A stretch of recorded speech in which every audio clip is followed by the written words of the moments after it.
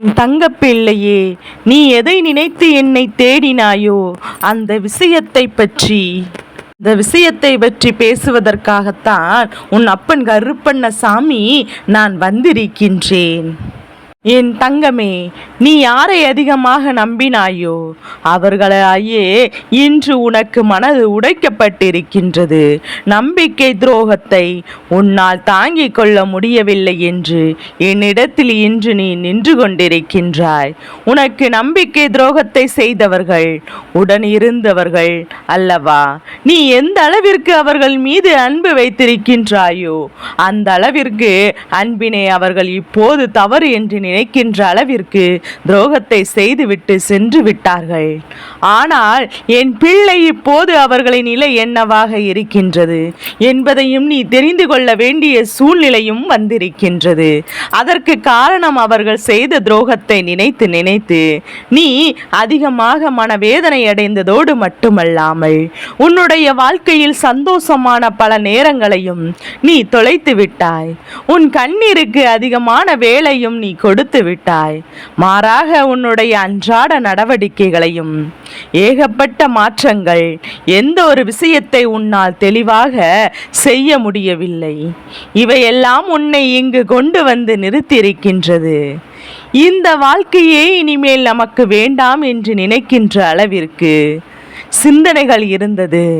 என் தங்க பிள்ளையே, இந்த நிலைக்கு உன்னை தள்ளி அவர்களுடைய நிலை இப்போது எப்படி இருக்கிறது என்பதையும் நீ தெரிந்து கொண்டால்தானே உன்னுடைய மனதானது நிம்மதியடையும். என் தங்க பிள்ளையே, நம்பிக்கை துரோகம் என்பது செய்வதற்கு முன்னால் அதற்கு அவர்களுக்கு என்ன தைரியம் இருக்க வேண்டும் தெரியுமா? நாம் செய்கின்ற இந்த செயலினால் ஒருவருடைய மனது உடைக்கப்படும். அவர்களுக்கு வாழ்க்கையே வெறுக்க வைக்கும், வாழ்க்கையே கஷ்டப்படும் என்று உயிரை மறக்க அளவிற்கு எப்படியாவது அவர்கள் செய்ய வேண்டும் என்று நினைத்து அவர்கள் புரிந்து கொள்ளவில்லை. அவர்கள் மனதில் என்ன எண்ணங்கள் இருந்திருக்கிறது என்பதையெல்லாம் ஒரு முறை நீ சிந்தித்து பார். மற்றவர்கள் மதிப்பிற்கு கூட தகுதியில்லாத குணங்கள் அல்லவா அவர்கள்? அப்படி கொண்டிருக்கின்ற அவர்கள் நிச்சயமாக ஒரு நல்ல விஷயத்தை உனக்கு நான் செய்திருக்கிறேன். இனிமேலும் இவர்களுடான தொடர்பு உனக்கு தேவைப்படவில்லை. அதற்காகத்தான் அவர்கள் இதுபோன்று உனக்கு செய்திருக்கிறார்கள் என்று நினைத்து நீ சந்தோஷப்பட்டு கொள்ள வேண்டும். என் குழந்தையே, அவர்களை பற்றி இந்த நேரத்தில் உன்னால் முழுமையாக புரிந்து கொள்ள முடிந்தது. இதோடு என் வாழ்க்கை நல்ல பாடத்தை கற்றுக்கொண்டேன் என்று நீ துணிந்து விட வேண்டும். என் செல்ல பிள்ளையே, இது உன் வாழ்க்கையில் எதிர்பாராத விஷயமாக கூட இருக்கலாம் அல்லவா? முதலில் உனக்கு கஷ்டமாக இருந்தாலும் நாட்கள் செல்ல செல்ல இது உனக்கு பழகிவிடும் என்பதனால்தான் என் குழந்தை நீ தாங்கிக் கொள்ள முடியாமல் தவிர்த்து நிற்கின்றாய். ஆனால் இந்த சூழ்நிலை மாறும், இந்த காலமும் மாறும், இந்த நேரம் உன்னை விட்டு கடந்து போகும். அதன் பிறகு ஒரு நல்ல வாழ்க்கை உனக்கு நிச்சயமாக அமையத்தான் போகின்றது என்பதையும் மறந்து விடாதே. அது மட்டுமல்ல, உனக்கு துரோகத்தை செய்தவரின் நிலை என்னவா பாவமாகவே இருக்கிறது என்றால் எந்த ஒரு காரணத்திற்காக யாருடைய பேச்சை கேட்பதற்காக உன்னுடைய நல்ல மனதை காயப்படுத்திவிட்டு உனக்கு நம்பிக்கை துரோகத்தை செய்தவர்கள் அல்லவா அவர்கள் மூலமாக அதிகமாக ஏமாற்றத்தை அங்கே சந்தித்து விட்டார்கள். நம்பிக்கை துரோகம் என்றால் என்ன என்பதையும் உன்னை விட அளவிற்கு அதிகமான வழியை அந்த உறவு காண்பித்து கொடுத்து விட்டது. அதையெல்லாம் இப்போது அனுபவித்துக் கொண்டிருக்கின்றார்கள். என் தங்க பிள்ளையே, இப்போதெல்லாம் ஒருவர் செய்கின்ற பாவத்திற்கான தண்டனையை பெறுவதற்கு எந்த ஜென்மம் வரை காத்திருக்க வேண்டிய அவசியம் கிடையாது. அவருடைய பாவத்திற்கான பலனானது அந்தந்த ஜென்மத்திலே அவ்வப்போதே நடந்து விடுகின்றது. அதுவும் இந்த அப்பன் கருப்பன் உனக்கு துணையாக இருக்கும்போது உன்னை கஷ்டப்படுத்தியதற்கான வழியை அவர்கள் உணர வேண்டும் அல்லவா என் தங்க பிள்ளையே? அதைதான் அவர்களுக்கு இப்போது உணர்த்தியிருக்கின்றேன். அது மட்டுமல்ல, என் தங்கப்பிள்ளையே, அவர்களுடைய நிம்மதி அழிவதை உன்னுடைய கண்முன்னே நிகழத்தான் போகின்றது என்பதையும் நீ நினைவில் வைத்துக்கொள். அப்போதுதான் உனக்கு செய்த பாவத்தின் காரணமாகத்தான் அவர்களுக்கு அந்த தண்டனை கிடைத்தது என்பதையும் நீயும் உணர்ந்து கொள்வாய். அவர்களுக்கும் அதை எண்ணி வருத்தப்படுவார்கள். என் தங்கப்பிள்ளையே, உனக்கு அவர்கள் துரோகத்தையே செய்தாலும் அவர்கள் அழிந்து விட வேண்டும் என்று நீ ஒருபோதும் நினைக்கவில்லை. இந்த இரக்க காரணத்தோடு அவர்கள் நன்றாக இருக்கட்டும் என்றுதான் நீ சில நேரங்களை நினைக்கின்றாய். ஆனால் அவர்களுக்கான விதி அப்படி இருந்தால் அதை யாரால் தடுத்து நிறுத்த முடியும்? அவர்களின் வினை அவர்களுக்குத்தான் அனுபவிக்க வேண்டும். இப்போது அனுபவிக்க வேண்டும் என்று இருக்கின்றார்கள். இனிமேல் உன்னுடைய வாழ்க்கையில் உன்னை பிடித்த ஒரு கஷ்ட காலம் உன்னை விட்டு சென்று விட்டது என்பதையும் தெளிவாக புரிந்து கொண்டு அடுத்து நீ என்ன செய்ய வேண்டும் என்று நினைக்கின்றாயோ அதை சரியாக செய்ய வேண்டும். இவர்களுடைய எண்ணங்களை எல்லாம் நீ ஒருபோதும் உண்மை என்று ஆளாக்கி விடாதே. அவர்களுக்கு ஏற்றார் போல நீ நடந்து கொள்ளாதே.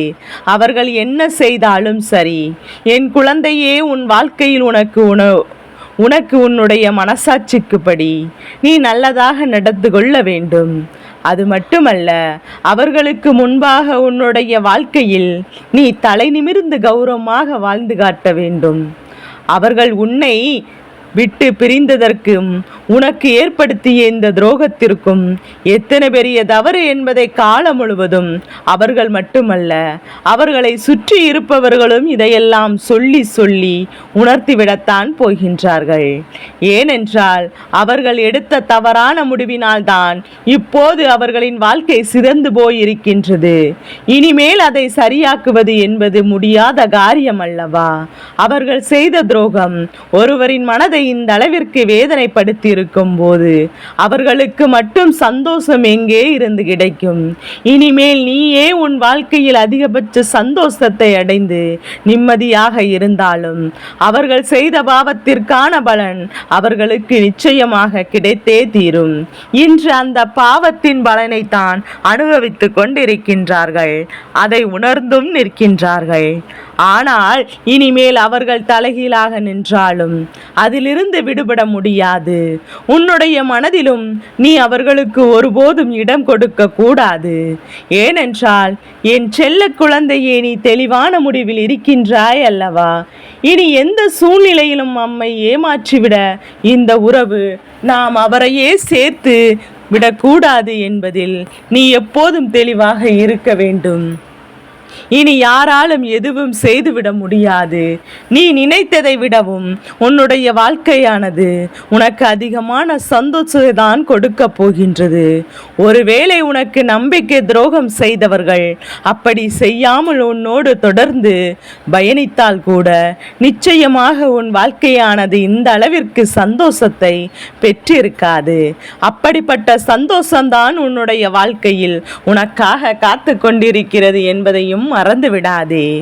உன் வாழ்க்கையில் நீ இனிமேல் தான் எல்லாவற்றையும் அடையப் போகின்றாய். நீ நினைத்தது எல்லாம் நீயாகவே செய்து முடிக்கப் போகின்றாய். இவர்கள் எல்லாம் இதை பார்த்து வைச்செரிச்சல் பட்டு உன்னை இழந்ததற்காக கதறி அழப் போகின்ற நேரம் சூழ்நிலையானது உருவாக போகின்றது. அப்படிப்பட்ட சூழ்நிலையை உன் அப்பன் நான் உனக்கு உருவாக்கி தரப்போகிறேன். நீ எதிர்கால நம்பிக்கையோடு உனக்கான நேரத்தை பயணிக்க வேண்டும். அது மட்டுமல்ல என் தங்க பிள்ளையே, உனக்கான சந்தோஷமானது என்றுமே நிரந்தரமாக கிடைக்கப் போகின்றது.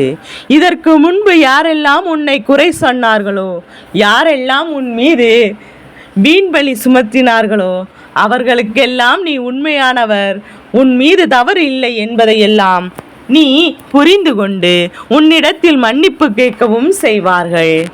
அவர்கள் அன்பு யாராக இருந்தாலும் சரி, எந்த சூழ்நிலையில் இருந்தாலும் சரி, ஒருவர் மீது வீணாக பலியினை சுமத்தி ஒரு அவபேரை உண்டாக்கிவிடக் கூடாதல்லவா? என் தங்க பிள்ளையே, நீ எத்தனையோ துயரங்களிலும் இந்த வீண் பணியையும் வீண் பேச்சுகளையும் கேட்டுக்கொண்டு நீ எவ்வளவு கஷ்டத்தையோ அந்த கஷ்டத்தை எல்லாம் அவர்கள் உனக்கு தீர்த்துவிடப் போகின்றது. அப்படிப்பட்ட ஒரு சூழ்நிலை இனி உன் வாழ்க்கையில் வரப்போகின்றது. என் தங்க பிள்ளையே, அதனால் உன் மீது ஊமத்திய பலிகளும் உன் வீண் பேச்சுகளும் பொய் என்று நிரூபிக்க கூடிய காலகட்டம் வந்துவிட்டது. நீ நம்பிக்கையோடும் சுயமரியாதையோடும் நல்ல கௌரவத்தோடும் இனி வாழ்வதற்கான கொள்ள முடிகிறது. உன் வாழ்க்கையில் சிந்தனைகளை கொண்டு உன் வாழ்க்கையில் உனக்கு பிடித்த விஷயங்களை செய்து கொண்டு நிம்மதியோடு வாழ்ந்து வந்தால் அதுவே இந்த அப்பனுக்கு என்றும் மகிழ்ச்சியையும் நிம்மதியையும் கொடுக்கும்.